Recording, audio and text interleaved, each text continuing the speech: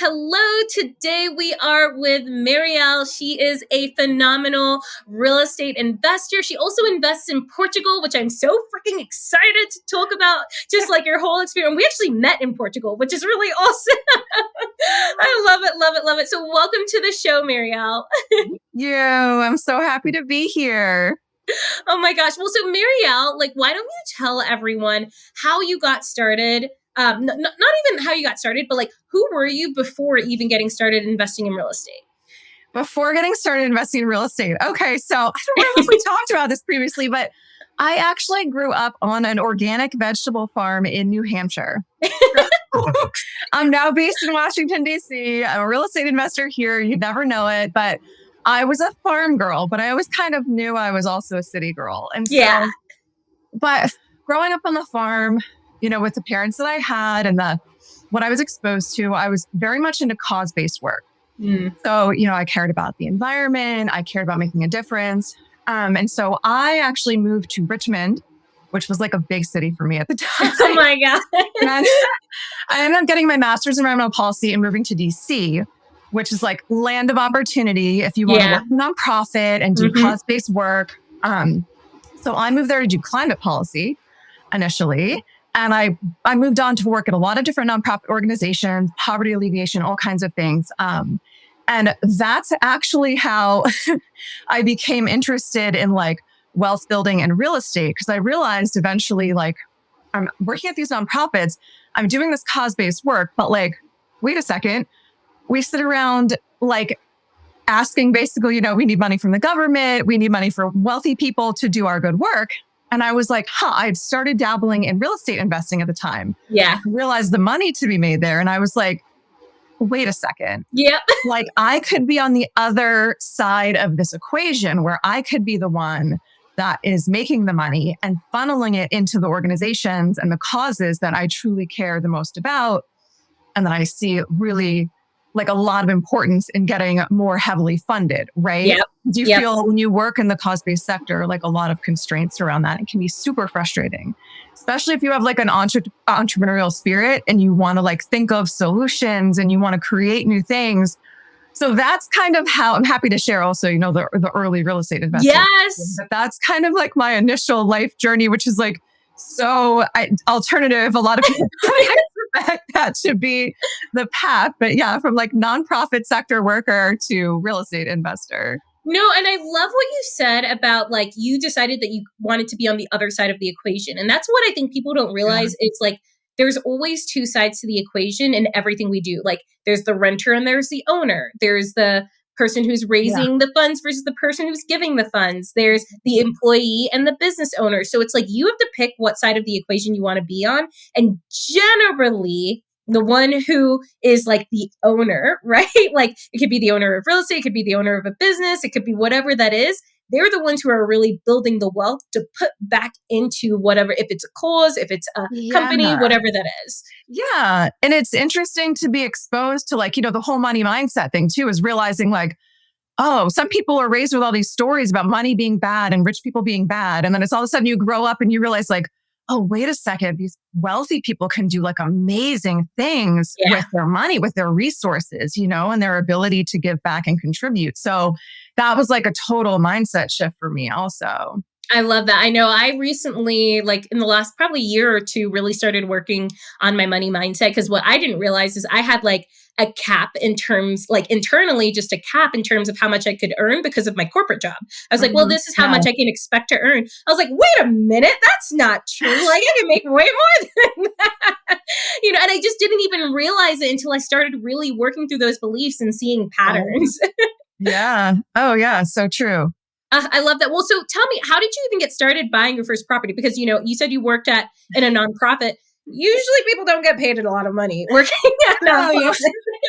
No, and it's interesting as I was thinking about that. I was how did I even get my first single family? But so what I did was basically I was renting for already high rent in DC. People are paying so much in the cities for their rent these days. I mean, everywhere this is occurring, but I'd heard of, I didn't have a, financial education, but I'd heard it was a good idea to buy real estate, right? It's a good idea to own your own home. Honestly, I hadn't done a ton of research, but I knew, right? Like, I'm sitting here paying somebody else's, mortgage down, right? I'm paying them. They're getting the cash flow. I have roommates, right? I would be in an apartment with roommates or a group house or whatever it was. And I was like, I could be doing this. And so I looked at buying like a single family home that was unrenovated on the outskirts of DC, like still in DC limits, like still near a metro. I was able to find an area that was like a little bit sleepier, so it was less expensive, but there was like bulldozers at the metro. So I was like, ooh, exciting is happening. Yeah. So like someday this will be worth more. Did I research like what was going on? Honestly, like I didn't. Right. At the time. I was just like, I can afford to live here. And I knew I'd be able to rent rooms, right? Because I'd been doing the same thing. And I knew I'd be able to pretty much pay the mortgage. So that's what I was thinking. And so interestingly enough, like I personally feel, I don't know if this will be controversial or not, but I think that like oftentimes you can get approved for a mortgage that's maybe more than would actually be comfortable. Yeah. And that was my case, right? Like honestly, it actually I would have been house poor, if I was to actually pay that mortgage myself. But I knew I was going to have help. And I was instead going to be what I considered like very house rich, because I bought that 3-bedroom home and I set myself up this like 1-bedroom studio. It was actually like more like a 1-bedroom in the basement. And I rented the rooms above. And I also tend to buy like 3-bedrooms that I can convert into 4-bedrooms. Yes. I always buy like separate living room, dining room. And like, let's be honest, like a 20-something coming for an internship isn't looking for like a separate, like elegant dining space. No, literally no one uses it. Who even really uses dining spaces unless it's like for big family dinners? Right. Exactly. So I was like, instead, this is going to bring in like another $700 a month. And so I, put up a wall or whatever, like broke that space off. And I rented a 4-bedroom house upstairs. And then, I had my space downstairs, which not only became free, but it actually cash flowed some as well, which is really awesome. Like when I initially bought, the interest rates were around like 4.25. So, anyhow, the point of my story is right. It's crazier now and prices are way higher. So I would probably like in today's day be like breaking even. But at that point, it was amazing. But still breaking even would be amazing, right? Like the fact that you could break even versus paying what, $1,000, $2,000, potentially $3,000, right, for rent. Oh, exactly. Yeah. The mortgage was like around $2,000, I believe. And like I had the renters paying utilities as well. So for me, it was awesomely freeing because at the same time, I was like so done reporting to an office and being under like the neon lights for like 8 hours a day. Or honestly, nonprofit workers tend to work a lot more too. And of course, a lot of people in the corporate world as well. So I'm really working probably more like 10-hour days. And I love the work and the purpose, but I'm like, something feels like off here. Like I'm in my late 20s at this point, early 30s. Like I want to be seeing more of the world. And so I basically also wanted to use this like house hacking, right? At that time, it didn't have a name. Right. This now it has the name. Like I really wanted to leverage that to be able to like reduce my expenses by 1/3 or more, right? When you're not paying rent or mortgage, and use that on flights. So at the same time, I had read Tim Ferriss's 4-Hour Workweek. Yes. I like marched myself into my boss's office and I, explained all why it would benefit the program to have somebody that spoke Spanish. I should totally be managing the program from Argentina. Oh my gosh. And she agreed. And off I went to like, unbeknownst to anybody, I basically like managed this program from a hostel in Argentina. I love that so much. So much. But it's like you wouldn't have like had that opportunity if you didn't ask, right? Like exactly. Exactly. And I feel like now remote work is so much more common. At the time, this was like 8 years ago, I think. And so people were doing it, but it was definitely like way more of a conversation, and then it had to be taken to like the higher ups, but it was like, do it, right? And so then I realized like when I got that approved, I didn't work much in an office again. Like when I transitioned to World Bank, like I worked in the office for a little bit. And again, I was like, so I need to work from Europe because and like off I went to Budapest. So but the point of my story is like to bring it back into the house hacking and real estate is like, so I was kind of off having this like fabulous life because of what the house hacking had done for me. And meanwhile, the house appreciated like $100,000 over like a few years, right? Yeah. While I'm like off traveling the world and having my like free spot in DC to live. And I'm like, this is awesome. Like, is this real? Right. Is this like, and so I had to do it again because I had to know, like, is this, I'm a farm girl that worked in nonprofits. $100,000 to me was like, crazy money, right? Crazy money. Yeah. I would work like years and still not have made that much money. So I bought another one. I made that one like a full investment property and I got another house and I did it again and the exact same thing happened. And I was like, I am totally onto something here. Right. And so I eventually sold the first house hack. And this is what like really launched the like next phase of my real estate investing career because I was able to cash out of that first asset $117,000 like tax free. Yeah. Oh my God. Right. Because I was able to be like debt free. And at that time I had become a single mom also. And I was like, I want the check. Like I want to see my daughter hold the check that can like really change someone's life, right? Like that could even pay like her college education or a good chunk of it. She's only 3, right? Or it could have, she could be having a debt-free mom, right? Like that invested in a new business that can build generational wealth, right? So it was like a super exciting time for me, like a very powerful moment. And it definitely got me obsessively talking to people also about real estate investing and founding a group for women. No, I love that. So before we even get into the next phase of your investing, like a few things that I wanted to touch on is this idea of being house poor. So many people, and like this is so interesting because I had my real estate license. Well, I still have my real estate license, but I sold real estate for a little bit. And it was so interesting because so many people were like, yeah, I'm so excited to buy a house. But like after that, I'm not going to be able to do much because I'm going to be house poor. And I was like, that sounds terrible. I don't want to do that. Right?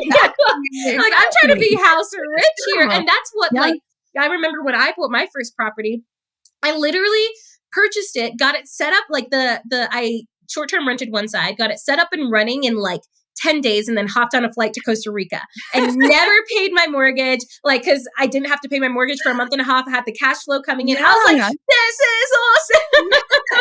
Exactly. You do it right. Like it is amazing. It's an amazing strategy. And I know I tell people that too, like, you have like 30 days before you're actually going to pay the mortgage. So you've got plenty of time to like get the furniture in and the renters. Well, yeah. And so like mine, I remember I closed like January 5th and then my first payment wasn't until March 1st. I was like, oh, we got time to take in some money. Yeah, you had a lot of buffer there. That's amazing. Oh my gosh. And then another thing that I really want to touch on is the Tim Ferriss's 4-Hour Work Week. Because I remember reading that as well when I was in my corporate job. And I almost like fired myself from my corporate job. I automated so much and just put a lot of decision making on other people so that like so it was more also just like to empower them, but also so that I had less work to do. Right? Yeah. Totally. Yeah. There's so much to learn from that book. Oh my gosh, with the automation and everything like that. And it was like, before its time, there's so many options for that now. But back then it was so eye-opening for all of us. And I mean, it's just a very transformational book. Completely. So I guess tell me, like now you've got a few properties, you've been able to cash out. Like how did that translate into like your investment journey now? Because I know you've done so many different things. You've created a community, all of this stuff too. Yeah. So when I cashed out, so I had started the Powerhouse Women Real Estate Investing community because I really wanted to talk to other women about, and when I was in the process kind of doing the house hacking, I had done the multiple house hacks. I had a lot of women in my life specifically being like, hey, A, how are you traveling the world? Like B, now you're a mom, years later, and you're like working from home part-time and traveling. Like my daughter went to like 7 countries by the time she was 2, and they were like, what? I didn't have to put her in childcare, like they were like, what are you doing? And I just started talking to them about, real estate investing and how a little bit of real estate investing even was able to support me in having this much, more freedom in my life. And so I eventually founded the Powerhouse Women Real Estate Investing Group, which was, basically to just bring these women together. And we had these kind of like informal calls to talk about our goals, the things that we wanted to do in our life, how real estate could potentially support them, and bring in women who were already killing it in real estate to kind of inspire us and give us a path.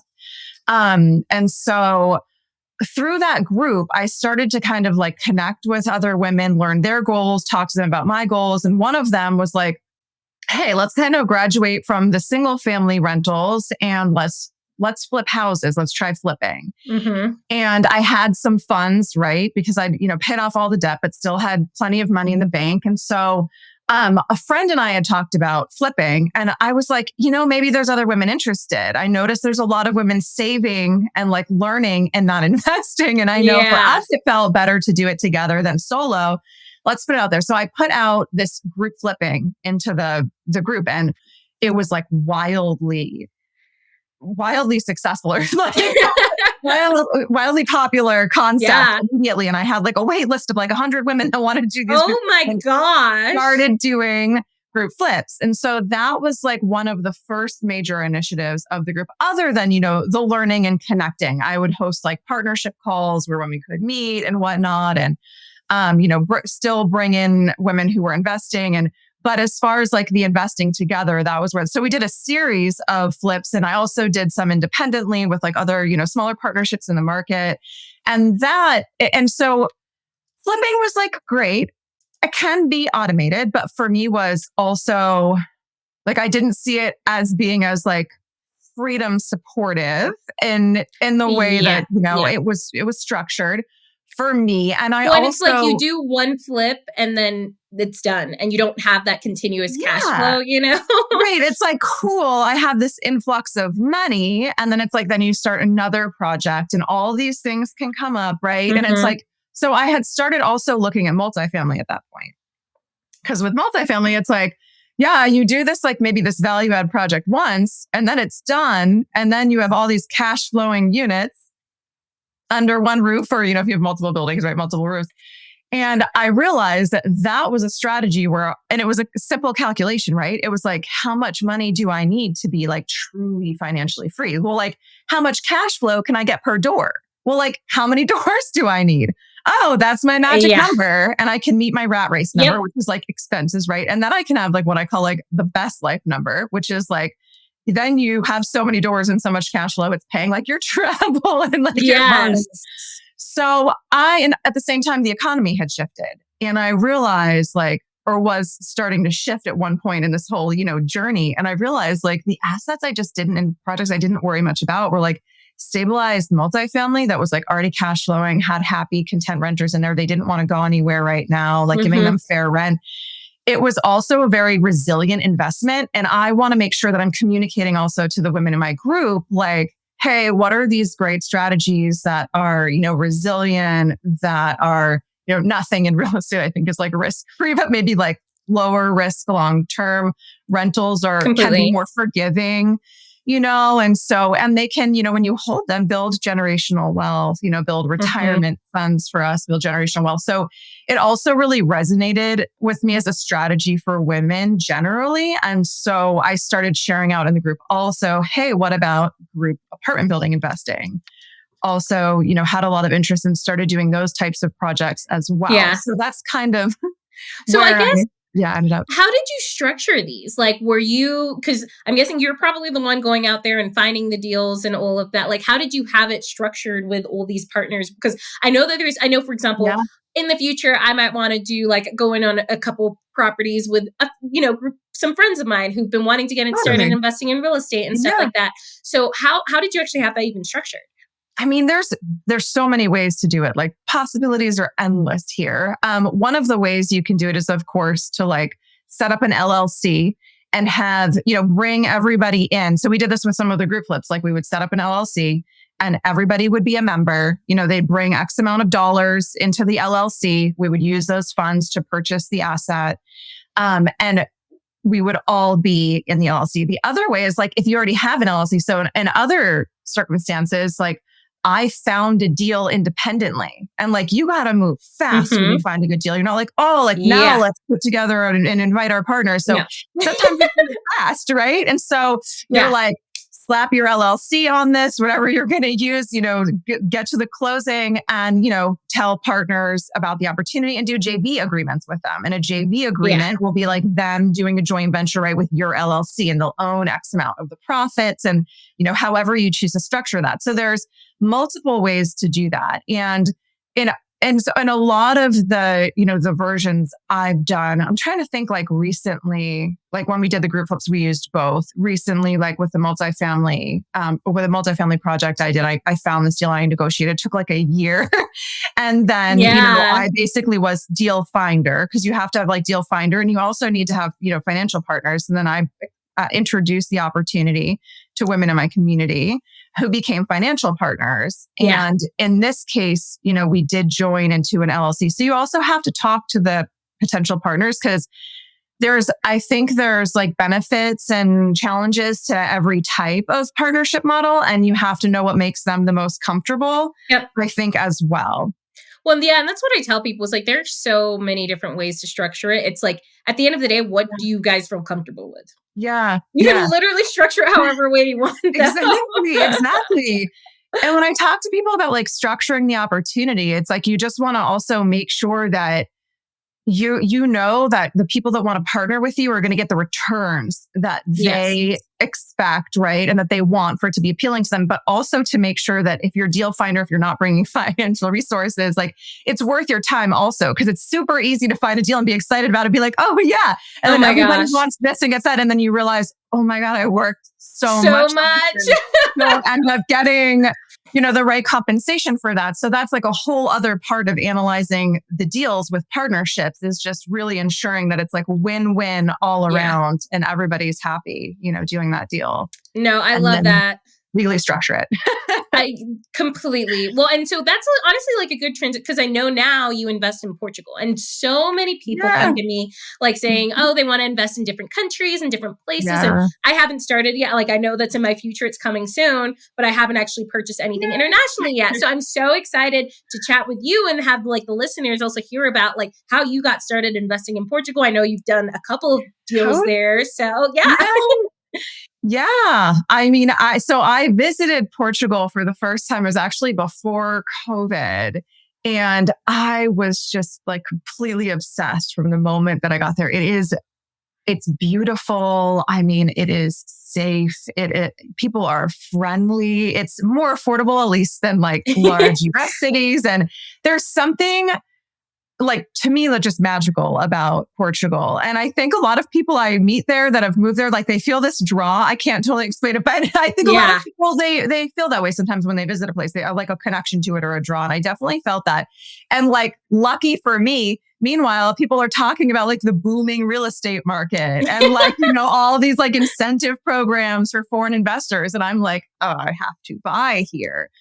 So get back to the US, like COVID pandemic breaks out, like all of this craziness happens, and their market continues to boom big time. And so by the time I get back there, I still want to buy, but you have to be really careful now about like looking at your markets and where you can actually get returns if you want to invest and get returns, because prices have gone up significantly, especially like in Lisbon. They're really expensive now. Even in Porto, they're going up. So I basically brought my family. So my scoping trip, when I was like, all right, I want to spend more time there. I want to get a sense of more markets there, where I might want to invest and also charm my family. Cause I was like, someday maybe we could live there. Could be like home base Europe, And so I bring my family on this like epic road trip of Portugal. Thinking that like we're going to have a grand old time and I'm going to find investments that I can do with women in the group. And so we started Algarve, and I highly recommend this for anybody who is, interested in investing in, in a country or in Portugal. There's so many different areas, right? They all have different price points. They all have different returns that you can get on the investment. So basically like and they have their, different benefits. So we basically went, from Lisbon down to Algarve and then up the Silver Coast and then, into Porto and then into Caminha, which is like the northernmost point. And it's like literally from the balcony of the flat that we bought, you see Spain. Like I see pictures and people are like, oh, Portugal's beautiful. And I'm like, that's funny. It's actually Spain. But yes, it's also very beautiful. So it's interesting. Like you can go all the way up that way. And I'm happy to also share whatever's helpful about like the journey of looking at different areas or like why Caminha. Yeah, go for it. Please do. Okay, so we are like city people. We love the cities, but Camina, we were very impressed with it because it's like ocean on one side, and it's river on one side, and it's still highly affordable compared to other areas. Very beautiful, easy access to Spain.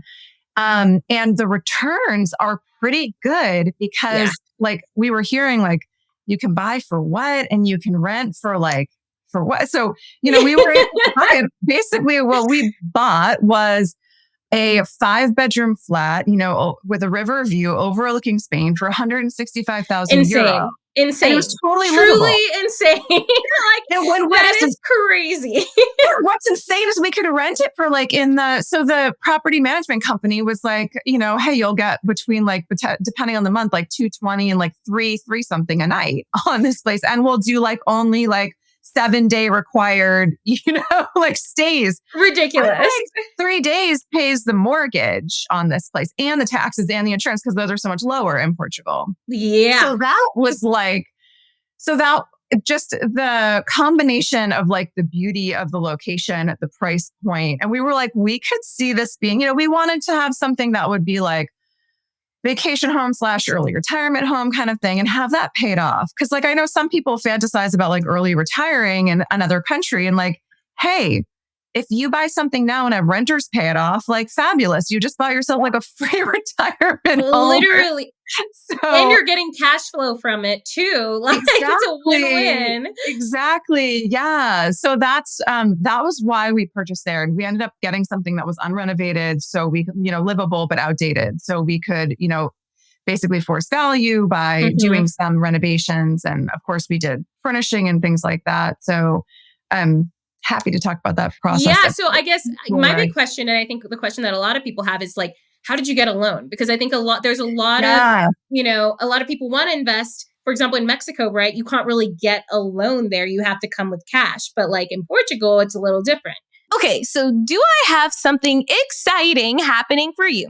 So if you have been trying to get into real estate investing, but you find yourself stuck in analysis paralysis, maybe you just don't know where to start or what your next steps are, this event is going to be for you. Now, I do not do this often, but I am going to be hosting a free, and I mean 100% absolutely free, live masterclass on September 17th on how you can get started investing in real estate by the end of 2024. Because y'all, we are already halfway through the year, people, okay? Approaching Q4 at this point, and there is so much time for you to make this real estate investing goal of yours a reality. I also think this is going to be my last free masterclass of the year. So this is going to be the last opportunity that you will have to come and learn from me live and get all of your questions answered by yours truly. Now it is time for you to get into the room with people doing exactly the thing that you want to do. So if you want to come to this completely free live event, DM me the word freedom on Instagram or click the link in the show notes to sign up there.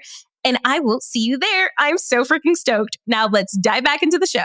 Yeah. Well, that's one of the major perks and why I was also like, I have to buy here is because you can do Portuguese bank financing. There's really no restrictions on foreigners, like in general, restrictions on foreigners buying with Portuguese bank financing. They get slightly different terms because I think they're considered a little bit higher risk, right? Yeah. But still, there were banks that like few of them, but some of them would go up even to like 80%. For foreigners, where we were like, what? We only have to put down 20% and get this place. I mean, it made it even crazy more affordable, right? And so, well, especially it's 156,000 euros. Exactly. So it's like, we had to put we ended up with, there's also higher closing costs there. So we ended up being like 40K all in on this flat. Which is not for a 5-bedroom place in Portugal. Overlooking Spain and the river. It was like, it's kind of wild. And then when I tell you how much we were able to like renovate it for and everything and furnish it for, it's a pretty great deal. But just to like revisit quickly the financing, like it's super, super standard, like similar to the US where we got a mortgage broker, right? We were referred to a mortgage broker by, I believe it was one of the agents that was referred to us through like the expat community. Yeah. They went ahead and were like, hey, send us all your information. It's like very conventional, like conventional loan style. They want to see W-2s. They want to see, tax returns, like all that good stuff. And so you send that. And if anybody's like panicking, like, bummer, I don't have a W-2, like that's okay. You pull in the partner that has a W-2 and that's what your partnership's all about, right? And you get the deal. And it's honestly like buying, like I talked about this with one of my friends because we want to buy a place in Italy. And it's like, okay, well, we can partner on it together because a lot of the time, especially when you're buying abroad, you're probably not going to be there the entire time. So you might as well partner with someone and like share it, you know? Yeah, exactly. And there's people in your life that think this also sounds awesome, especially if you found a deal where numbers really work. And like, not only is it this like romantic, lovely thing of like, oh, but you're making money on this investment, right? And so, so anyhow, you go through that process. The mortgage broker shares like the different options. Like, hey, I recommend these banks because there are certain banks that are most friendly to foreigners and give the best terms to foreigners. And you can look across them and see like what rates you're getting, what terms. So and they also do have like, and their interest rates are so low. Oh my gosh. Right now, even with like interest rates being so high, they're like barely hitting, I think 5% or something. Oh my gosh, that's amazing. So when we bought, they were getting up into the 4s, which was again high because like the 10-year like average over there, I think is like more like 2.5 to 3. Yeah. So what's cool is also you can do like adjustable rate mortgages. Considered crazy. Here, like a lot of people don't do them. There, it's more common to do that because when they go down, you can lock them. Yeah. Oh, that's so good. Like, well, I'm buying right now when it's a little bit higher. Like I'm going to forecast like that they're going to go up to this much over the next couple of years and then start to come down. And eventually I could lock if I was going to keep this for, the longer term. Yeah. So it's interesting. And their government also, I won't go into the details, but they're much more forgiving and supportive of like the population and being able to pay their mortgages. So right now, while we're kind of getting crushed, they have these like creative bank financing programs right now to support people and like not losing their houses and still being able to buy and everything. So it's interesting. But so you can also, the other thing I would say that's a perk is like if you're buying younger, like plug for buying younger, they'll go up to like 35 and 40 years also. Oh my gosh, that's great. We were too old and got the 30 year. Oh my gosh. Good to know. Yet again, another perk to be able to have an even more affordable mortgage payment. So yeah, ours is like I literally love that. I love that. I think that's incredible. And so, a lot of people get really freaked out about the fact that it's like, oh my gosh, this is in Portugal. How the heck do I get it ready? How do I property manage? What do I do? Right?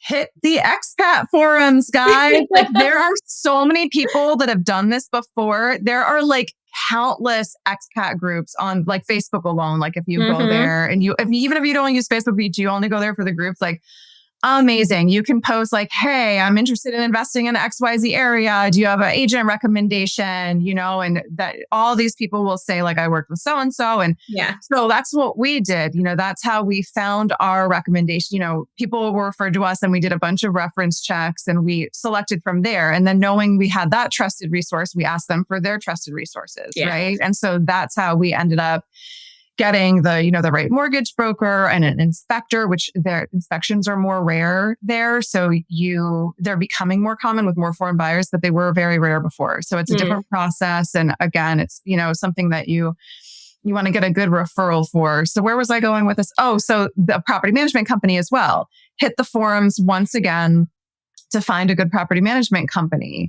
And we found, it was awesome, like this woman owned property management company, like in Caminha, because they have like, similarly to here, like corporate kind of like across Portugal, short-term rental management companies. And then they also have more of these like mom and pop managers and the people that we ended up working with, like they've grown a lot like in their region. Right. And so they were great resources to talk to us about furnishing, about staging. We used their contractor and it was great because they managed their contractor. They'd worked with them before. They knew they had reasonable like local pricing. We weren't getting the like foreigner Right. pricing that you want to be careful about, right? If you're just going solo and reaching out to people on the internet. So it's really nice for us. It ended up being that kind of like all in one shop. And we have found this also, like I work with an agent right now in Porto as well that offers like similar services. So it is nice who's also an investor. So it's nice to find people who really get it, get what you're trying to do. Yeah. Well, and it's like we even met over Facebook. I think I reached out to I joined like your women's investing in Portugal group because I was like, oh, I want to see if there are real estate investors in Portugal, and that's how we connected. And it's like people, you just got to get out there and like ask questions, get into the groups. Yeah, like don't be scared. Just connect with the people that are doing it because oftentimes, like we want to share. Like we were in that same position once, right? And we want to be able to share as well. So. As far as like the renovations and the furnishing, we were lucky. We were able to do like an upgrade. We renovated like 2 bathrooms. We took down the wall between the living room and the kitchen. We did light stuff in the kitchen, like retiling. I think we painted the whole thing. We had the cabinets painted. Anyways, we ended up doing like what I would expect to be a far more expensive scope in the US for like 10,000 euro there. Oh my gosh. That was great. Yeah. And then we ended up being able to furnish for like $5,000. I think it was included. We needed like 5-bedroom house. 5-bedroom flat. Yeah. Oh I know. I wish I gosh. could show the pictures right now so you could see kind of like the before and after, but I'm going to chat with your group, right? And Yes. I'll share those. But it was really easy as well because not only did we feel like it was quite cost effective to set this place up, we had IKEA, there's like IKEA access and you can also hire movers from, Facebook, the recommended movers that picked our stuff up at the IKEA in Porto and drove it the hour 15 up to Camino, unloaded it for us for like $100, $150. It was amazing. And, they also have these big box stores like Wharton. Theirs is called Wharton. It would be like our Best Buy where you can buy like appliances and electronics and things like that. There's always someone there that speaks English. At least that's the experience we had. So that was really, really helpful. And so, but at the same time, you probably don't want to like set up your place in Portugal with like straight IKEA and stuff. And so there's tons of like local furnishing shops. Like it's crazy. They have, vintage shops, thrift shops, like all that kind of stuff, like local shops. And then they also have Portugal. I was surprised. They have these like huge gleaming shopping malls with like really nice home furnishing stores. And so there is plenty of opportunity to do some great and unique furnishing, not on a super crazy budget. But it depends who you work with also, because you can choose to outsource it. We actually went over because this was a part that we wanted to be involved in. We didn't go over to close, just by the way. If anybody's like, oh, I don't know if I have time to just be flying back and forth to be like closing on the property and purchasing, you actually don't have to do any of that. We signed power of attorney over to our agent and they went to the closing, which was like 5:00 a.m. our time. And we woke up to a picture of our keys being like, congratulations. Like, yay! Well, I was like, I bought a house in Portugal in my sleep. That was epic. Oh my gosh, that's amazing. Well, and it's like, you can do that even in the US, right? Exactly. Like I've had so many people who've just signed a power of attorney. You don't need to be there for closing. And I mean, the awesome thing is like also with like the mobile notaries in the US and stuff like that now. So like COVID like made that so much more normal. Yeah. So that was definitely a perk. So don't worry, like we could have easily hired a property management company that would have furnished. I think ours even said that they would do it for us if we wanted to. But of course, you pay for somebody else's time as well doing that. So it would have been more expensive, but you can just budget for that, right? Yeah. Because we looked at our numbers and we bought for 165. It appraised at 172. We knew we were putting in like 10 to 15, around 15, 16 with like the rental and the furnishing. But then we also knew, like having done comps in the area, that renovated flats were more like worth $240K. Yeah. So we were adding, tens of thousands of dollars in equity. Had we spent a little bit more, fine, right? So it's really just doing what works for you. And we were excited to go over and like go shopping and set up our little flat. And that's the thing. It's like, if anything, just make a trip out of it and go. Exactly. It's a write-off now. Exactly. Now it's work, and we got to sit there and like sip Vinha Verde on our balcony and just, feel good about the experience. So, I'm trying to think if there's anything else I would want to like mention about that. Well, so not even necessarily, because I know that you also renovate, have you done one building in Porto, or have you done multiple yet? So we're looking to step up the investing now with the renovation of a building in Porto. Okay, we've been really actively seeking different making offers, basically. So another thing to consider is that, hopefully this isn't a controversial statement, but US-based investors are often looking for higher returns, I think. Yes. And so what we've been noticing when we're going into making offers on deals is generally they're not getting accepted because somebody else was willing to do the project for a bit less. And sometimes it's significantly less. And sometimes like I lost one recently over $8,000. And I was like, I can't believe, I wish I had just done the extra $8,000. Right? Yeah. But for the most part, like I do hold to my guns because, I have financial partners, here that have goals as well. But, in Portugal, you have to give a little bit because you might not see exactly the same returns that you're going to see doing US-based investing, but you have to remember or make sure that you're partnering with people who have multiple goals. So like if you're trying to just like 2x your money and 3x your money, and that's your biggest goal, and you're going to, invest in value add syndications or whatever in the US, cool, go for it by all means. But if you have the additional goals also of like having your early retirement home or having your vacation home and whatnot, and you're willing to take a little bit less, and I'm not saying that they're like terrible returns. No. Getting, if you're doing the work in Portugal, like you can get a decent return on that, 10%, 12%, maybe, more, which isn't, considered a terrible return, but it's not a 2x over the 5-year hold. And so that's like, because I was thinking of purchasing last year. I was like, ooh, I could start a project. But then I kind of started digging into the numbers a little. I was like, okay, with where I'm at in my investing journey, it honestly just doesn't make sense because I can make way better returns right now. And that's what I'm like really focused on. And then my lifestyle play is going to be purchasing in Europe. Because that's like happening within the next 3 years, 100%. Because like, I love investing for lifestyle. But right now at this point in time, I was like, okay, let's think about this. Like, what are our actual goals within the next 1 or 2 years? It's returns. So we're going to focus on that for that period. And then once we've hit that goal, like our perfect number, then we're going to move on to like more of like the fun lifestyle play investment. Yeah, definitely. And there is like, I don't want to discourage anybody because there is like the middle ground where you are still making a decent return. Like you're not just kind of like throwing the money. Like don't throw the money out. Like you definitely can still make the return. So what we've been looking at is just doing like heavier projects, like heavier renovations than we would generally take on in the US. In order to get the returns, right? And also there's something magical about those projects when you buy like a ruin, historic ruin building. And so what we've been looking at is these like 3 and 4 story homes that are, these historic homes that used to be, lived in by families and now have just been decaying, and you can buy them and renovate them into units. And so it's interesting because the regulations are not as stringent here. Like getting these approved is not as challenging. So you can buy like this 3 or 4 story home and transform it into, 6 units. Maybe you're going to have like 4 studios and 2 1-bedrooms or whatever it is.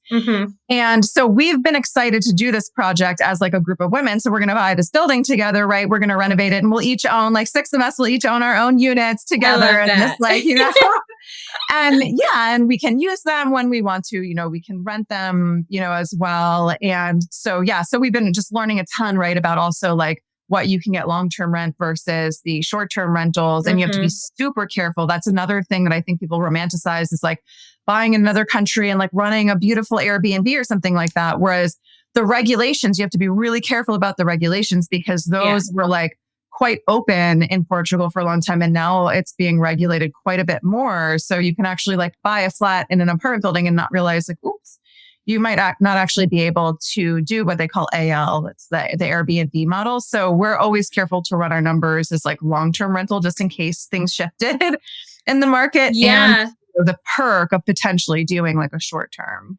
Well, and I think the wonderful thing about Portugal too is that there is a big market for digital nomads like medium term rental strategy, I think is really, you can still do really, really well there because it's like, it's everyone says it. It's the easiest country to get into Europe and get a visa and, you know. Yeah, to your point, there is a ton of opportunity for like the long term, the midterm, and the short term. And yeah, the midterm, because there's also like so many like expat families coming to explore it, people who want to try out different locations. There's, we're renting currently, and there's a huge population of people in Europe, that are also have their own goals in, getting there's some tax benefits and things like that. I won't even get into that right now, but we have a German family that's actually we're renting our flat right now because of one of the programs they wanted to be able to participate in Portugal. And so it's interesting that you have like a very complex rental market as well. You just need to be careful to purchase the right type of property in the right location that that you have ideally like a diversity of options. So you're hitting your mark on your numbers. Yeah. And it's also like, it depends on where, because like, for example, your property in Caminha, that's kind of like a slam dunk deal. But for the partnership model, probably didn't make as much sense if everyone else wanted their own separate unit, Yeah, exactly. Like again, it would depend on the partners. I mean, because like I have some people that want to get like a Golden Girls kind of place. Like they want to you could all go on a beach, like go there and visit and have a bedroom or whatever, And there's all these models also where people convert these buildings into these like en-suite rooms, right? Where like you can rent just the room and sometimes the bathrooms are shared, sometimes they're individual. So I'm sure there's a partnership model in which like a bunch of ladies would even buy like one big house, right? Yeah. We have been looking at because the other cool thing that I should share is that also you renovate a building like that and you do it to the right specs. Like you have to, work with an architect and whatnot, but you can then sell them off. Like, as if you're doing like a condo conversion, with a bit less complication, I think, than, can be seen in the US. Although I'll let you know once we go through the process, but that's a huge perk. That's a huge cash out perk, right? And so, we've kind of been looking at that model, but there's so many different ways, the possibilities are endless and how to, find and structure these deals. No, I love that. And I know so many people are going to be literally jazzed up after this, looking at places in Portugal, like, oh my God. Oh my gosh. Well, so we are coming to the end now, but I want to ask you the 3 final interview questions that I ask every single person who comes onto the podcast. So the number 1 is, what does your ideal perfect day look like? Ooh, my ideal perfect day is definitely sleeping in. And I have to get up at 7:30 every morning to get my 7-year-old to school. So sleep in. We're somewhere fabulous and beautiful in the sun on the beach, having a grand old time. For me, like life is like eat, drink, and be merry with the people that you love. But it's also for me, like perfect day is what I'm working on also, and like being completely just having no constraints, and specifically like the resource constraints that we talked about, like bringing it back to the beginning. Like for me, perfect day is like, I'm having this grand old time with the people I love and somewhere beautiful and fabulous. And I'm also like able to just be like, sitting there with a drink on the beach, like cutting $100,000 checks to like whatever organizations that I feel compelled to, right? Based on whatever's going on in the world and the contribution that I want to make. Because to me, like that is the most epic day. Like I'm just living this like big, fabulous life. And I am able to make this a contribution also, that I want to be able to make, that I felt my previous life constrained to do. Right. So I think that would be it for me. I love that. Okay. Question number 2. What is your mantra? Oh my gosh, mantra. I feel like I'm obsessed with positive affirmations, and I wake up in the morning and I like listen to positive affirmations tracks. Like every one of my cups and mugs is like covered. So it's super hard to pick one, but I definitely, you've probably already even heard me say it on this call, but like, I like to think about like anything is possible. The possibilities are endless. I don't know if you've heard of Landmark, but I took this training. It's called like Landmark Forum. And it talks a lot of, it's about this kind of like transformational, like opening up your life and recognizing that we're creators. Like we're literally sitting here every single day, waking up and creating our lives. And so for me, just to think about being in that place of creation, like thinking about all the possibilities and just reminding myself that you're, continuously creating them. Yeah. I love that. Because I feel that 100%. And I just feel like every day is a new day and there's so much that can happen. You just don't even know where it's going to go. Yes, exactly. You can pivot in an instant, and you can just begin creating from anew. I love that. Okay, last question. What does wealth mean to you? Ooh, what does wealth mean to me? So wealth to me, like I do personally think, I know sometimes people like don't always want to associate it with money, but I do think there's like a big financial component to wealth for me. You can have like a wealth of time, but if you have no money and you can't do anything with it, that you're not in, I think traditionally like very wealthy.